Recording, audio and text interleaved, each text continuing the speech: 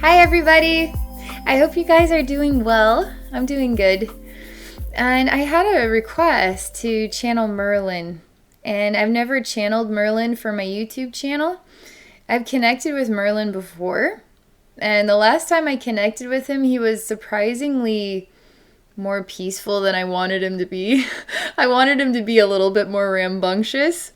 So I'm going to channel him today. But before I channel him, I'm actually going to just relax here and close my eyes and just see if any random stuff comes up that I feel like talking about. All right, so let's see. See if there's anything that comes up first. All right, my spirit guides are showing me a man who's on a unicycle and he's juggling like 100 balls. And this unicycle is like crazy high up, and somehow he is keeping the balance. Somehow. They're asking a question. So, okay, there's multiple messages here. It's like the impossible, okay? Juggling so much. Do you ever juggle so much stuff you just juggle yourself into ruin? It's like, why did I take on all of these ridiculous projects? Why didn't I just do one and then get that done and then do the next one? Why did I decide to do 5 at the same time? And so part of the message is how many projects or how much can you juggle at once and stay balanced like this? And how do you stay in balance while you're juggling a lot of things? So it's kind of the same message, just sort of 2 different ways of putting it. But there's something cool about this, and I'm trying to put it into words here. Because this man is so happy, and he's found his flow, and he's found his way to do the impossible, and now people admire him. And it takes work, he says. It takes perseverance. It takes a drive and a passion and a want to. And he shows me Cirque du Soleil. Have any of you seen Cirque du Soleil? So it's cool. All right. I saw Cirque du Soleil like when I was a teenager and we were in Las Vegas and we got like front row seats. Don't ever get front row seats at Cirque du Soleil because you can't see how cool it is. You got to be sitting slightly back. There was something about water and we couldn't tell that they were actually like there was this like cool water setup because we couldn't see it because we weren't slightly above looking down. We were like looking straight ahead. It was still really cool. But when you watch those people who perform in Cirque du Soleil, it changes you. It alters you. It plants a seed and now suddenly you want to be like this super athletic, like awesomely fit person. It's really ridiculous, but it does that. It like gives me this like crazy motivation. Anyway, you can't be in the Cirque du Soleil unless you put dedication into it. Time and passion, effort. It takes so much to become that good, right? And he's saying that he didn't do this overnight. It took time. And he's proud of himself because it didn't happen overnight. And he can appreciate the time that it took to get this good. And how it molded and it shaped him and it challenged him. And how he broke down at times. And then he picked himself up again. And he can do this.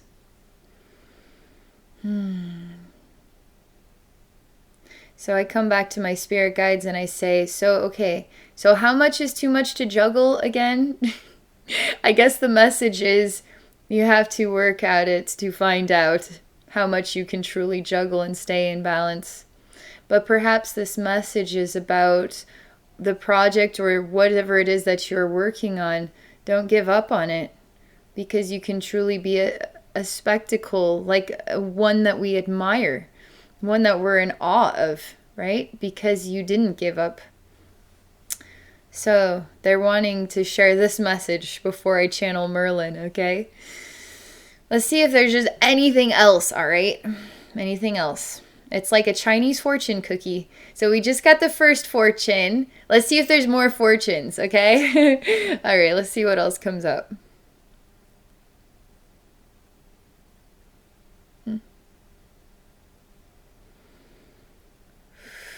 All right, I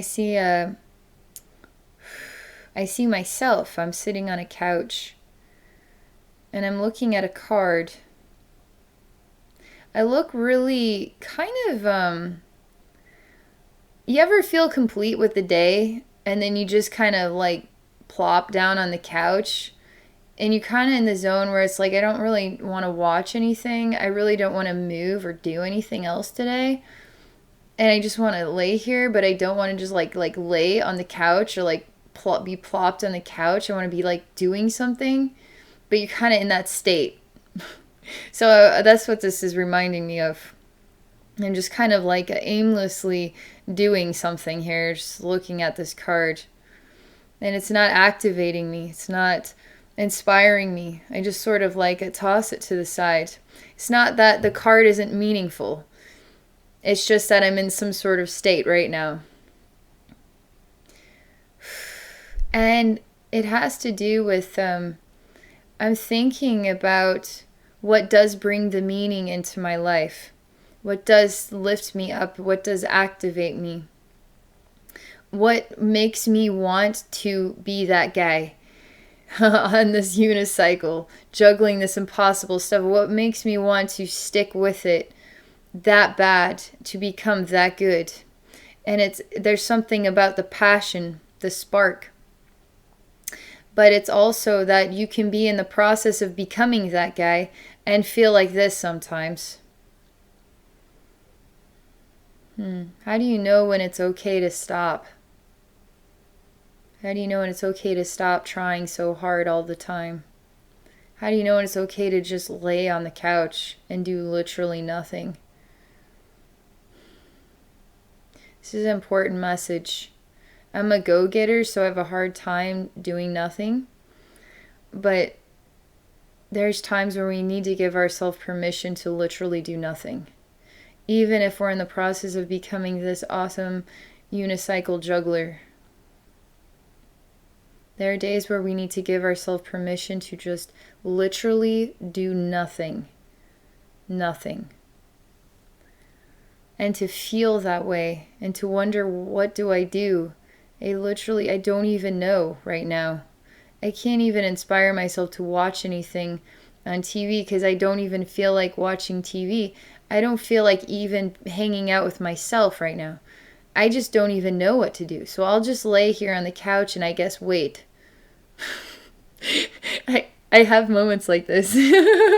But it's kind of a message about knowing that it is okay to have days where you just do nothing.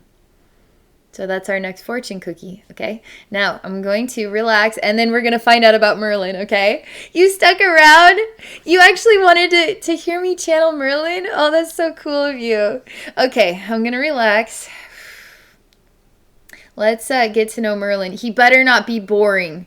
He better not be really peaceful. He better be like really rambunctious, because I want a rambunctious Merlin today. All right, let's see what he's like. Okay. He's a pillar, all right? And the pillar is very long ways down and a very long ways up. And it's blue and it has your classic sort of like wizard blue with stars on it. And it just goes around and around and around because it's a pillar, cylindrical. And I meet this pillar in the middle, in the center of itself. And what am I bringing with myself to meet this pillar? And I look behind me and there's just all this energy that I'm dragging behind myself. It's like a lot. It looks like dense clouds that glow with golden light. and they go on and on and on and on and on forever. And there's these like ropes that are connected to me, and I'm pulling this like a barge. I'm like pulling a barge of like dense clouds and light behind me for some reason.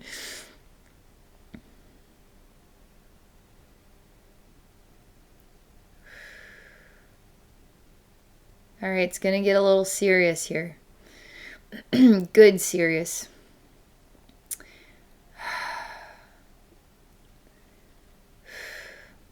I say, I haven't reconciled all of that yet.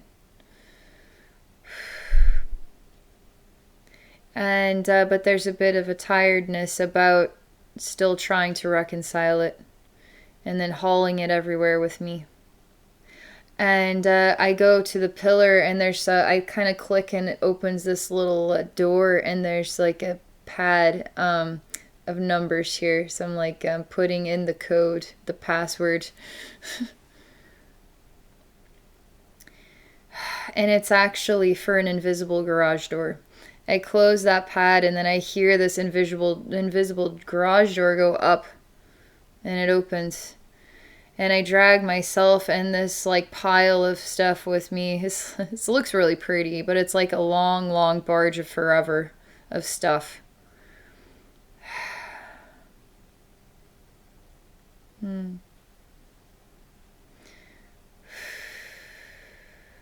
It's very practical.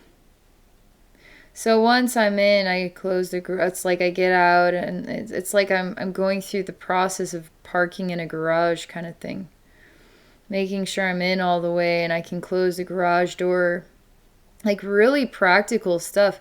Like opening up the door to the house and realizing I left this light on, and saying, gosh, I left a light on? I never leave lights on. It feels very human, very, very human. It feels like a very tired human. So I get to be the representative of tired humans today, apparently. Okay, so I'm walking up some steps, and I'm entering into what is a living room area, space for relaxation. And I say, Merlin, where in the world are you? Are we playing like hide and go seek or something? And he says, just sit down and relax. And then he comes to me, and he brings me a cool drink, like a lemonade or something. It's got taste and flavor to it, and it's cool. It's cold, like something that is refreshing. And it's like a homemade special thing. And it lifts my spirits. It brightens me. Because Merlin actually stopped his busy day to come down and make me some fresh lemonade and put ice cubes in it and shake it up so it's super cold and put a cute little umbrella in there and a nice little straw, and then took it over to me where I'm sitting on the couch where he demanded that I sit down and relax, and he gave me that. He actually went out of his way to do this for me. That was really nice of you, Merlin.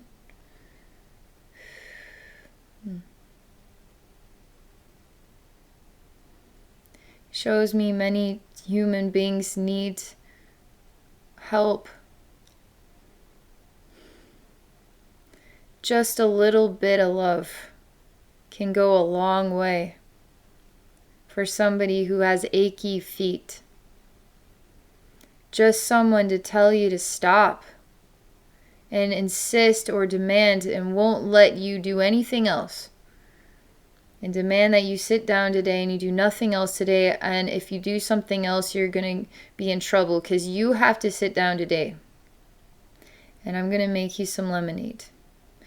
It's like sometimes we need somebody in our life to tell us to stop. And to make sure we stop. And to just give us a little gift, something even simple. It replenishes our energies to receive gifts. I mean, Merlin made this the old-fashioned way. He didn't just snap his fingers and it appeared. He actually put the time and the effort into making this small gift for me that was really meaningful.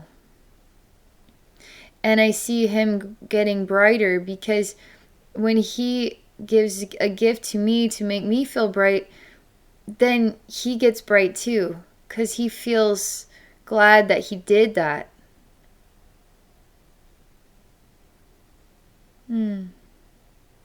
So we're lifting up like balloons full of helium. We're going through the ceiling, going into outer space. And he's talking about freedom. How good freedom can feel from responsibilities, like very humanistic freedoms, financial freedom, freedoms from difficult relationships. I mean, I hear a relationship that is very unhealthy, very unbalanced, finding the strength and the courage to move on and discovering peace of mind and freedoms that were long lost, now getting reacquainted with them.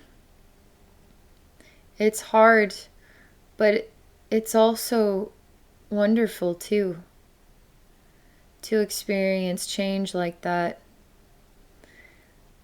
But I experience human freedoms that give us a little bit of room to say, I'm not going to do anything today. And as we keep going up, I experience a layer of what could be like freedom from the body, freedom from being human. And there's like an ozone layer of thoughts and feelings, discussions about this. How to set yourself free from reincarnation. Set yourself free from this planet. And we keep on going up in the helium balloon, like we literally transform. I'm a red helium balloon, he's a blue one. And we go above all of these experiences, conversations, thoughts, wonderings, responsibilities, feelings of liberation and accomplishment. It's all human. It's all human stuff. And as we go higher, we get lighter. The more we let go of all of our human baggage. Man, it's like you wouldn't believe how much baggage there is.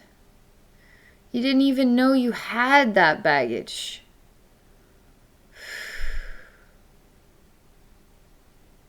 Didn't even know that you were still feeling connected to that problem that it was several years ago, but it influenced you and impacted you to have these new kind of behaviors that have now manifested these new experiences. And it all goes back to that time that you're still connected to.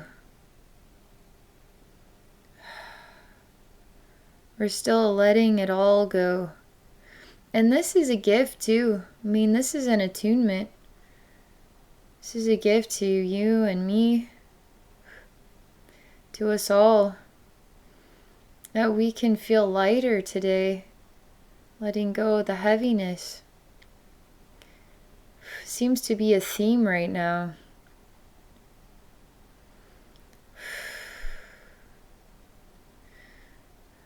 And I feel peaceful and relaxed. We've almost reached a new level, a place where Merlin and I can talk.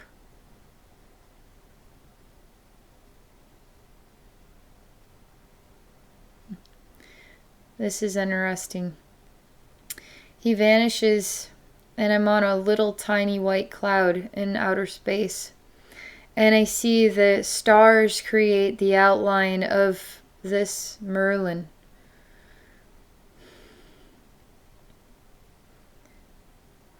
His wisdom is in the stars. And he shows me, this is going to get complicated, but I mean, he's speaking to me in geometric shapes is what it's like. A light language, because he shows me these geometric shapes and then he shows me light. And the stars are twinkling and sending information in light to other stars and other places. And then he says this is language, light language. And I'm receiving light language and I'm healing. These shapes are exactly the medicine I need right now.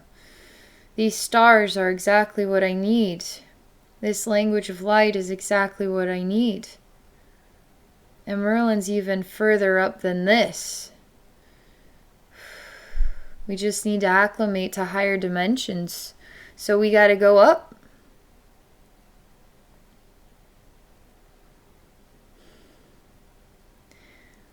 So this is interesting. So I'm letting go of my human baggage. I'm stopping and saying, I'm going to do nothing today. Nothing. Now, once I do that, I'm already raising my vibration. I don't know how we're supposed to do that every day, but we're doing this right now, okay? And then I reach a place where now I can actually receive more. I can actually receive more. Because I stopped getting it all done, doing everything. These responsibilities that need my attention, I just stopped it all. Let it all go. Went up. And then I was blessed with some serious light language healing up here. And now that I received that energy gift, now I've raised my vibration even further, and now I can go up even higher still. And Merlin is taking me up very high, taking us all up really high. He has plans.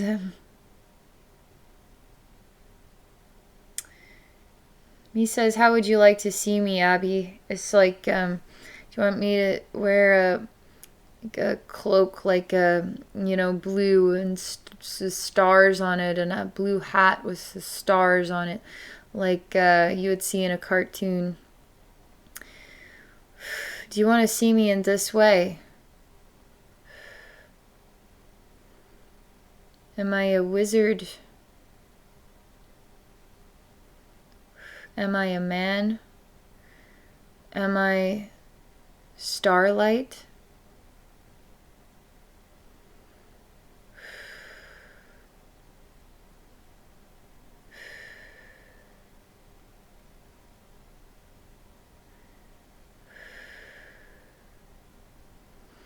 He is choosing to represent nothing but the invisible. I see right through him, but he's here. Just like our spirit guides, just like our angels, we see right through them too, but they're here. How are you to get to know me, Merlin, if you cannot see me, if you cannot identify me in a specific way? How do you get to know your angels or your spirit guides if you cannot see them? If your spirit guides and angels are air, then what?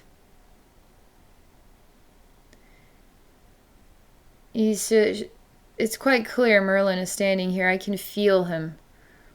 I can energetically feel his presence here. And it's not about what you see, it's about what you feel. You can feel your angels with you. You can feel your spirit guides with you.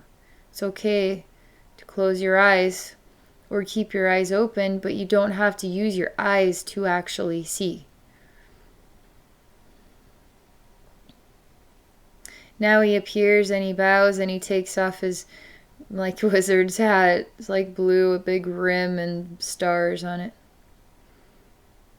And he says, now for my second trick. It's kind of what it's like. He changes the mood, and it feels like sadness, like the loss of someone that you love. And tears, and it's a child that's crying. It's like a mom or dad just died. And the child is so lost and confused. Mom and dad are not supposed to die. They're supposed to be alive with me. It's really hard to watch this. It's heartbreaking.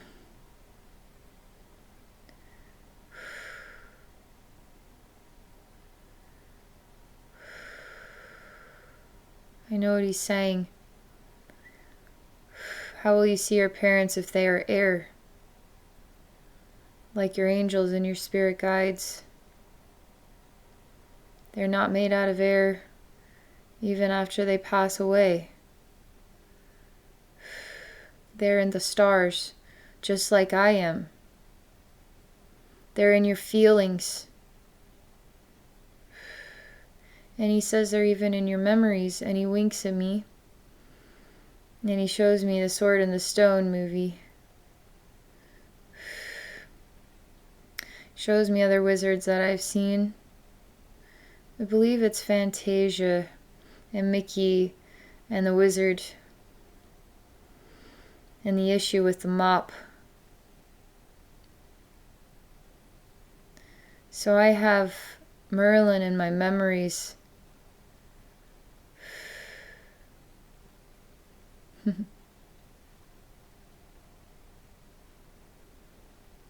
And he's sort of saying, he appreciates my memories of him. Many people have the same ones. So it's nothing new. How about a new memory to remember me by? Okay, that sounds cool.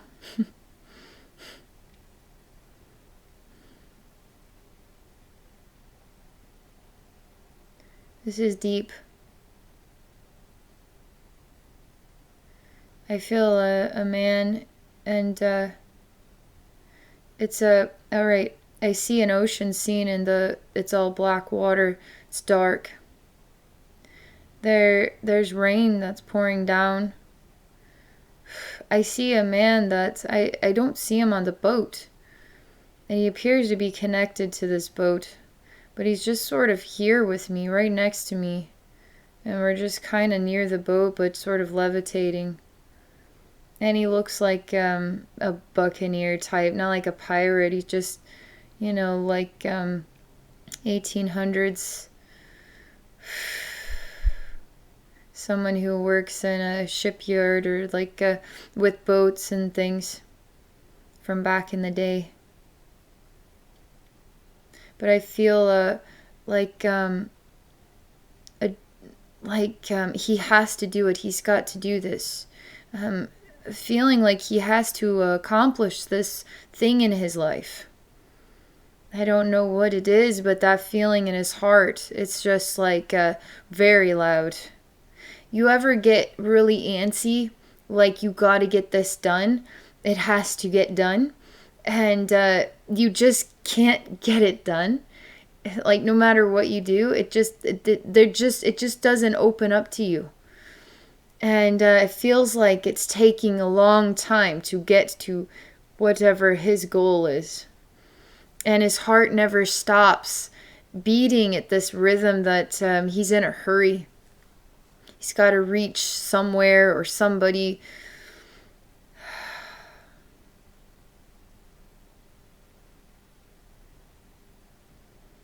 Now he changes the scene, and now it's quiet and peaceful.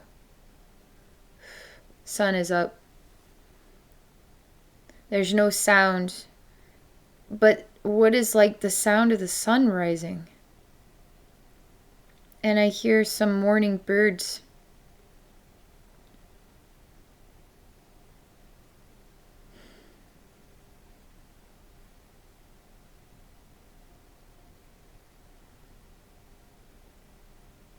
lingering in this moment for a while.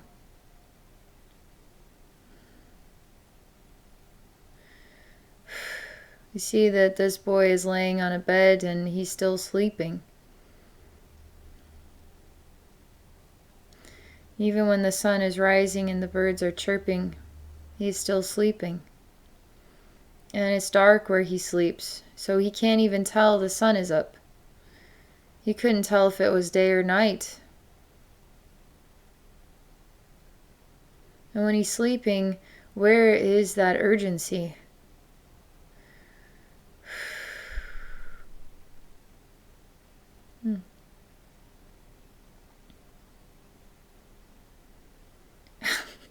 He like conks me on the head and he says, "Hello, Abby, the message is about resting." Like, okay.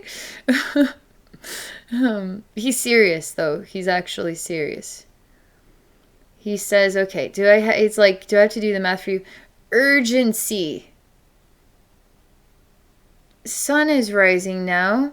It's the perfect day to accomplish something. But the guy's resting. Where does urgency go?" He needed rest. He needed rest. Rest now comes before urgency. And this is important, he says. Think about this in your life. Rest before urgency. Rest before urgency. He's conked me on the head again. And then he says it in my face, into my eyes. Rest before urgency. And he reminds me that we're making a memory right now. So he has to make it memorable. That's why he's conking me on the head. I like this memory. It's a good one. He shows me a totally new scene, new everything. It's an hourglass and it's 100% full. So there's sand on the bottom, in the center, and at the top. You can't turn it. So you'll never know what time it is. Never. And he nods at this, and he hands it to me.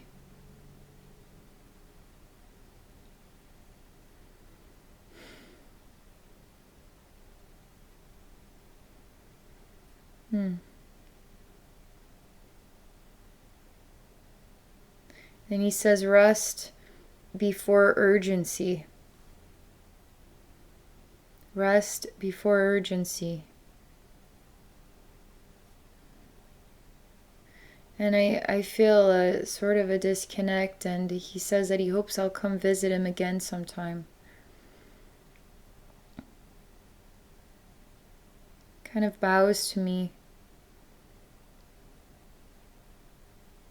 And he sends me a message about how when we think about Merlin, we think of magical things. And we all want more magic in our lives and in the world. So Merlin, to be a representative of magic, sort of sparks kind of an inner childlike joy.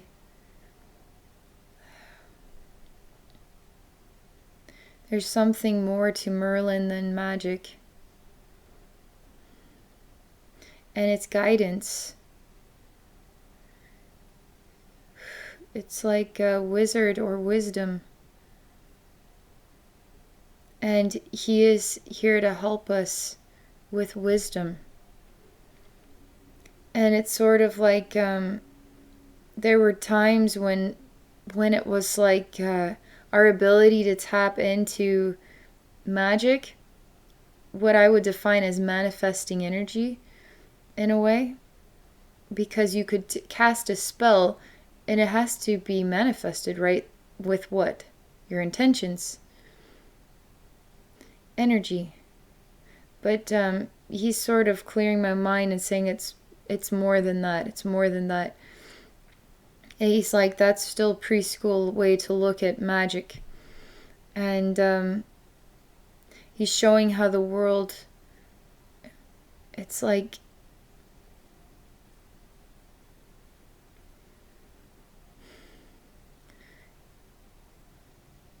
It's about teachers and messages of wisdom that bring the magic out within ourselves. And you can't think of anything more magical than reminding us about rest before urgency. Do you see the magic in this message? And I was like, yeah, Merlin, now I remember why you were boring, but you're also awesome. I really like magical stuff, but I can't deny that this message was really profound and extremely good medicine.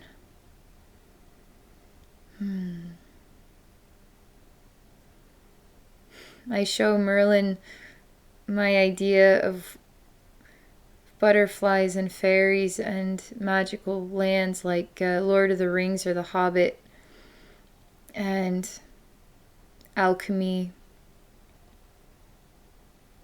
and long forgotten worlds, and looking through crystal balls like fictional fun stories. So when I think of him, I think of these things. I don't think of just a regular guy that has some really smart things to say. But you're more like a regular guy with really smart things to say. And that always perplexes me about you.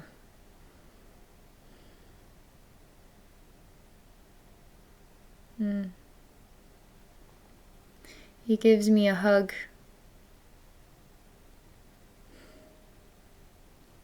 And he doesn't say anything at all. He just gives me a hug. He's just a regular guy giving me a hug. And how healing a hug can be, even if there are no words spoken, just the act of hugging warms the heart, and he can't think of anything more magical than that. And he shows me all these, crystal ball, and it's kind of like a hocus pocus type idea. There's something, it's like we have to go down the pathway of reality here. We can go down the pathway of fantasy, but we still live in a real world, And fantasy can be kind of like an escape from the real world. But it can soothe our creative minds and senses and those parts of our soul that need that type of energy food, right? But it's still a real world. And it's a practical world. And there's magic in that. And it's important that we don't define this as a boring place to be, which he echoes all the many times throughout my life, where if I just didn't get why this world was just, like, why wasn't it more fun than this? It was like stale all the time. Stale taste in my mouth all the time. And I wondered where all the real magic of living was. But one thing I have learned is that the more connected to reality, as in the more you embrace it, the more you embrace this world, the more you can play with it, have fun with it, find yourself in it. But when you resist it because it feels stale, then it's never going to be fulfilling, Then you go to the fantasy books, and then you need to escape for a bit, which is kind of normal. We all need a little break. But there's something in the practicalities that can make us very clever people. But not that necessarily. It's just, how do I want to put this? I've seen this and I've felt this myself.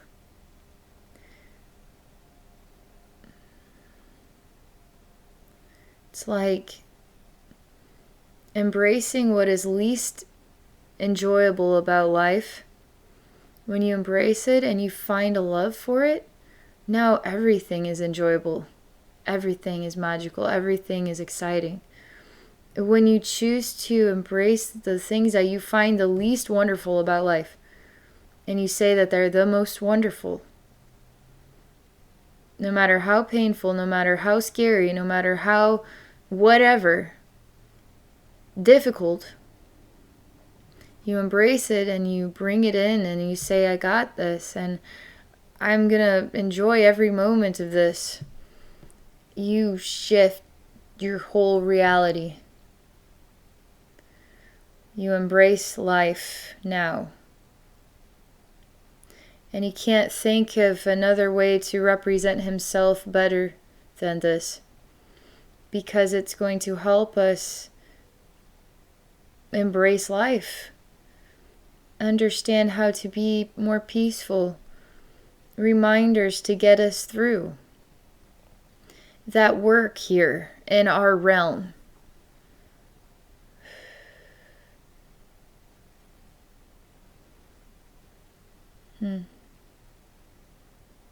I give him a hug and I thank him for what he's shared. I give him a high five. And I say goodbye to him for now. Okay, so there you have it. A message from Merlin.